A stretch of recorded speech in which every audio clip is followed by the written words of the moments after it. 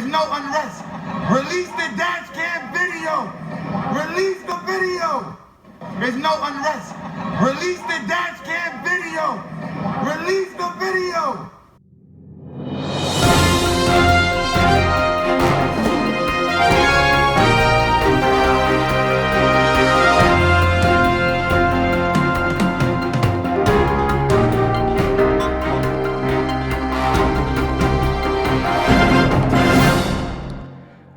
Good morning. Good to be with you on this wonderful Thursday morning. I am honored and humbled to announce University of Michigan included my film, The Ballad of Robert Harvey, in American Politics and Society, course which will be taught by the legendary Professor Richard Dick Meisler. The student will be watching the movie today, and I'll be joining the Professor Dick on the 27th via Skype for the inaugural fall semester class at the University of Michigan. By the way, some of you might already aware that my other films like Mathamma The Celestial Brides being taught at Johns Hopkins and other prestigious universities around the world. Speaking of American politics and society, second night of unrest in Charlotte, North Carolina, as a prayer vigil for Keith Lamont Scott turns into violent protest. Keith Lamont Scott, the 43-year-old father of 7, waited each day for his son to be dropped off from the school. And here I would like to borrow the words from Bennett, who actually spoke to USA Today. You have a child coming off the bus and goes to meet daddy, but doesn't know what to do because daddy is dead. Think about that image for a minute. America should be outraged. We get killed in church. We get killed when we comply. We get killed when we hold our hands up. We get killed when we wait for our children. What more can we do? And the Fox and Friends actually in the morning asked Mr. Trump, and Mr. Trump, what he was saying, stop and frisk the citizens. Watch the video and you decide yourself. What is this right to do? I was really referring to Chicago with stop and frisk. They asked me about Chicago, and I was talking about stop and frisk for Chicago. And we had 3,000 shootings so far this year. 3,000 from January 1st. And obviously you can't let the system go the way it's going.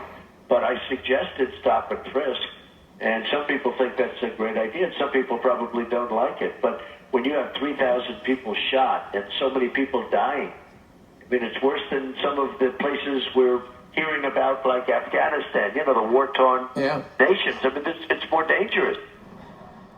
And Hillary Clinton says, Keith Lamont Scott, Terence Crutcher, too many others. This has got to end.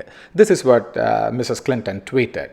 But however, this is a heartbreaking scene when Keith's daughter finds out his father was shot and killed by a police officer. And this incident actually, the police officer turned out to be a black police officer. So what I'm trying to understand here, I think this is not the black and white problem. I think it is a merely police training problem. This is actually how the police respond to the situations. As a matter of fact, what they did was, for several minutes, they did not even go and attend the Keith after he was shot. He was actually reading a book, and he was actually having a book in his hand. That is what all the witnesses were saying, but the police says it differently. And I believe that they don't even have a body camera video. Even if they have, the Charlotte, North Carolina law will not allow to broadcast before the entire trial is done. They just shot my daddy! They just shot my daddy! He's dead! My daddy is dead! My daddy is dead! My daddy is dead! My daddy is dead! My daddy is dead! But I also want you to see this protester statement that actually summarizes what is happening in America today. My nephews, I am concerned, I'm worried about them.